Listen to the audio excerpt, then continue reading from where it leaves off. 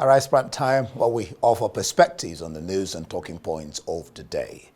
A very intense moment the world has been waiting for is the meeting between Trump and Putin, and the outcome, which will most certainly either de-escalate or escalate the Russian-Ukraine crisis. What Trump wants of severe consequences should Putin refuse to accept a peace deal. We'll then look at the week that was.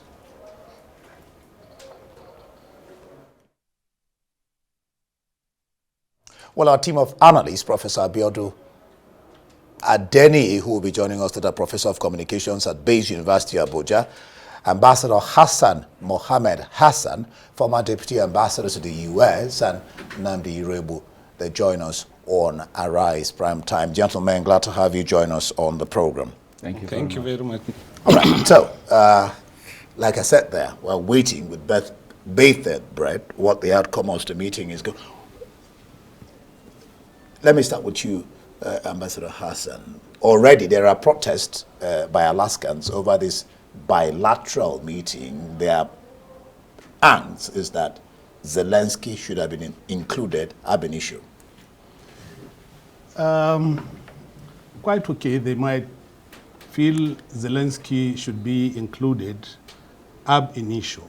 But looking at the situation, the circumstances of the meeting is better. Because now they will start the meeting now, but they won't end it. Nobody can tell you when it will end. And there are stages through which they will go. And there are stages, the appropriate stage when they will invite Zelensky to come. Now, nobody will invite Putin anywhere for him to go. It's only Trump, and Trump knows it.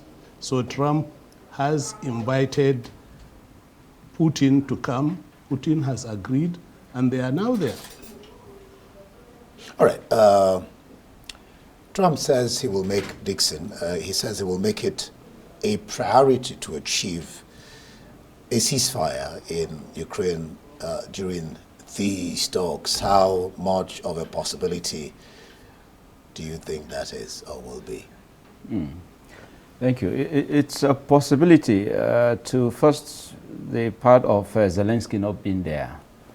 Trump has also said there will be a second meeting. Yeah, depending on how. I think he says if this goes well, yes, that will immediately. Yes, and he says 25% possibility of it not going well. So meaning 75% of it, he believes it will go well. Which is an AB. Is it a month or an AB around or a B? So the thing is that the person of Trump, and of course this was part of his campaign for re-election to the seat of president. Which he said even before he gets 24 to power, hours. He said 24 but it has hours. Not happened up till now. Well, that's because it is war. You know, it is easy to commence war, but he should have known that when he was commenting on it, that this is war. If truth is that if Trump hadn't been elected or re-elected, I'm not sure this talk now, even to discuss peace, Biden couldn't invite Putin and he will come down there. It's not possible. They weren't talking with Putin. Exactly. So Putin is a pariah, I mean, to the world, basically. Trump is giving him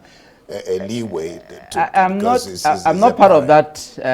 These two great men, as far as I'm concerned, I love these two great leaders because by every means, what started this war in the first place? It was unnecessary. This was avoidable. You want to join NATO. And the guy is saying, NATO is not my friend, and you are my next door neighbor. Should you join NATO? That means I'm allowing you bring my enemy to my doorstep. And what's wrong with, okay, renegotiating the possibility or not possibility of joining the war? This was avoidable, let me come to Ambassador. Let me come to him because of what you just said now. Putin started this war.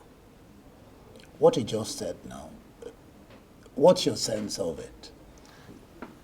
The war started before February 2022. It has history. The history is this. There was an agreement in the 90s that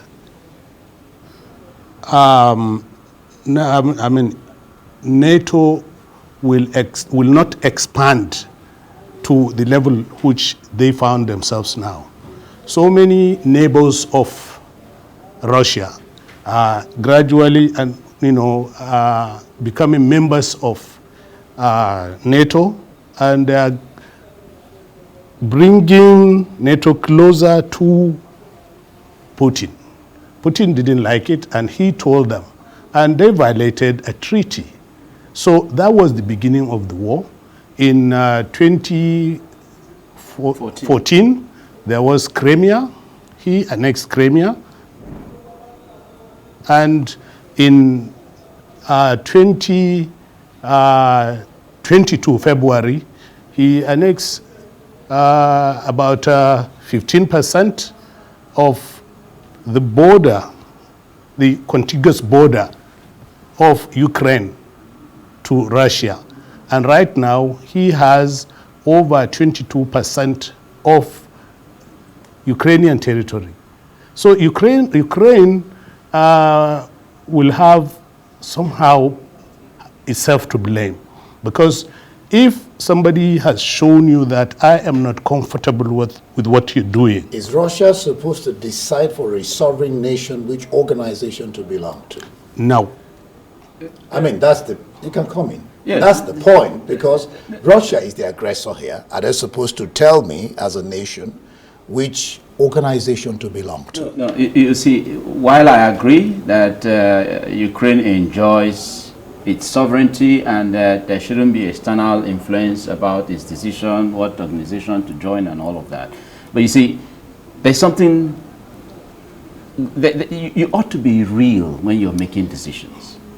This guy is bigger than you in size, in every sense of it. And the organization, like I stated earlier, that you want to join, they are not in good terms. America would do same. Should you imagine, for instance, that Russia says or Mexico says I'm going to have some affiliation or alliance with Russia? America will not accept that. And if Mexico goes ahead, that may be war. So by every means, if at the time this guy wanted to join NATO, and because that's what caused this war, let's be very clear about it. This is very avoidable, if you ask me. It's just that Zelensky didn't, imagine that in this 21st century that there will be a possibility of Europe going to war, or any part of Europe going to war and all of that. All right, I think sincerely it was a mistake. This is an avoidable war. And if Trump is available or able to make peace, why not? Let me bring in the professor of communications at Bayes University, Abuja, Abiodun Adeniyi. Prof, you had what was being said there about Russia being the aggressor of this war and attacking Ukraine, and their comment is that basically that Russia had a right to attack Ukraine. What do you make? Yeah, go on. Yeah, well, I think the stage at which we are now, the stage that we are in now, we've gone past apportioning blame. We've gone past the level of looking for who is right or who is wrong. And even though we know that can be significant in some context, but the context in which we are now is one where we should be concerned about peace, considering how wars like this, can snowball into something greater. It's a war that we thought would end in only 4 days because of the might or the putative might of Russia. But here we are 3 years after, and a sovereign country, Ukraine, is being destroyed almost helplessly. And of course, what we do need is what I think Donald Trump, of all people, is trying to do now to foster peace. And with the Alaska meeting, it's a signpost of high-level diplomacy. We only hope that something meaningful will come out of it if duplicity, does not riddle it at the end of the day. But again, it's also a pointer to the fact that before now, we're imagining that we had a unipolar world on the back of a bipolar world. But with the intransigence of Russia, with their influence, they have become like the bull in a China shop. and what they have to be, what we have to do, which I think Trump is leading, you know, with the subtle support of the European Union and some other powers, is to see how the recalcitrant Putin, you know, can be brought to the table so that there can be some level of consensus. Consensus so that Ukraine can have a breather. Russia has suffered several levels of sanction, perhaps the most sanctioned nation in the world today. Even those who patronize Russia for one thing or the other are also being threatened with sanction. But irrespective of those threats, irrespective of those sanctions, it is still surviving, it is still not relenting, and I can't imagine the world thinking about any other thing other than diplomacy, considering what the alternative can be. It's a country that has nuclear power, and we know what that can translate to in the event of a degeneration. In this kind of wars, you know, it is not just the parties that are involved that will suffer if it degenerates, if it worsens. Of course, we know what collateral damage means, and we know how other sections of the world can be brought in. Going by the lessons, you know, that we learned from World War I, World War II as well. And we have moved, we are now in the 21st century, which is much more sophisticated. And, you know, we have very destructive weapons, you know, that can cause grave annihilation here and there. So what more can we say other than hope that the Alaska meeting will be successful, other than expect that Putin, you know, for once, you know, we take the path of ceasefire so that Ukraine, you know, the lesser mortal in this contest, can have some respite, as the case could be in the. All right, let me get back to the. I was going to take you up on another, but I think you've gone quite some length. So, Ambassador Zelensky said a discussion about any discussion about us without us will not work. The same thing Merz, Vice Chancellor of Germany, is saying, and even other EU leaders who had a virtual meeting the other day with on Wednesday, I think so, with Trump. Good. You see, the Europeans, their voice is not, nobody will listen to their voice because they need the U.S. more than the U.S. need them. And this is something they have been on for the past 3 years. There's no way forward. Now Trump is here and they are moving forward. And they are inviting, Trump has invited Putin to Alaska, and they will come up with something. And mind you, before is a diplomatic exercise, before presidents go for agreement or negotiations, a lot of things have happened. You know, you have to meet at official level, you have to meet at ministerial level, and at every stage, the government, the president is monitoring, and these are the areas I like, these are the areas they will come to a level that the presidents are going to agree and come forward to sign that agreement. And I see something positive coming out of Alaska. Something positive. Yes. Well, Trump, he rates the call, the virtual call between him and the EU and Zelensky, a 10. Now, I don't know what is a 10 over 100 or a 10 over 10, but he just said a 10. Yes. And that Russia will face severe consequences if Putin does not want to end the war. I was going to take that up with before Prof went on. And okay, so he said, and Zelensky says, Russia doesn't want no peace. That is actually bluffing. What do you make of that rating? And the consequences, one doesn't know what consequences are, particularly when you think about the fact that sanctions seems not to have worked against Russia. Mm. Yeah, well, Trump's approach is a deal maker, and you must give it to him. His approach to governance is more like the way he has run his personal empire and all of that. So before they got to where they are now, certain steps that Putin has taken, has of course provoked Trump severally.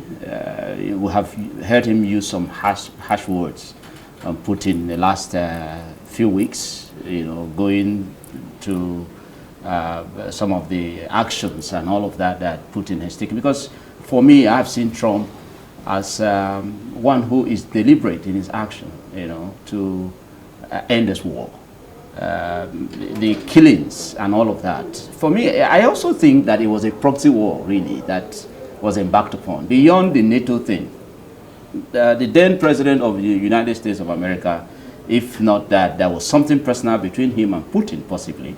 And Zelensky allowed his country to be the pawn here, and was used to settle scores between two world leaders. I just thought that what Putin has done thus far is condemnable, I agree, but the approach that Trump has adopted, which is that we cannot allow this bloodletting continue. All right, let me come to you, Prof. So the consequences, so-called, that he declared, should Putin not, agree to whatever it is they are going to discuss today, I'm sure that Trump is able, because he has fulfilled all righteousness, he has followed all the processes, to de-escalate all of this. All so right. he knows what he's saying and what he's doing. And sorry, before I drop that, the fact that Putin showed up for this meeting, I want to believe that something positive will come out of this meeting. Prof, Yeah. Zelensky is saying that Russia must not be allowed to block Ukraine's path to joining the EU or the NATO. Well, first, I see Trump's move, looking for peace, dialoguing with Putin as one more Hail Mary move to prevent escalation of the conflict. And, what he does and what he does not do in relating with Russia, in his diplomatic move matter more than what Zelensky is probably saying, because in this matrix now, Zelensky looks like I said earlier, a lesser mortal that might not be too important, even though, we still have to give him some reckoning because he leads a sovereign nation. And of course, if he's saying that he's not going to be stopped from joining NATO and such other things, well, it's no longer material in the context that we're in. The context that we're in now is peace. And it's also commendable, like one of my colleagues there said, that Trump is leading the way.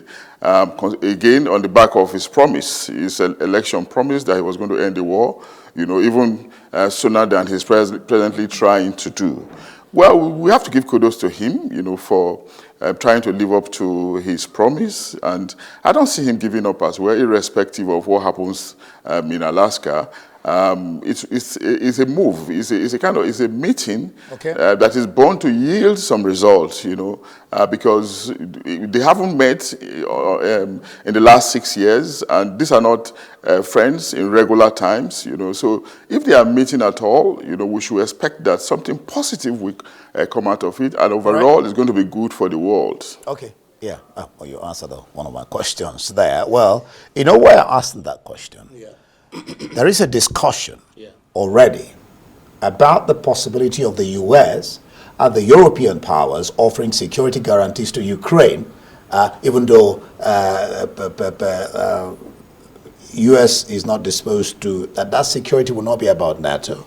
And of course, that Russia he's not agreeing with NATO. But then the question of security guarantees, the EU has talked about it, and the US, and they seem to be talking about it also with what Zelensky is saying. The issue of security guarantee is not featuring very high in the course of the discussions that they are expected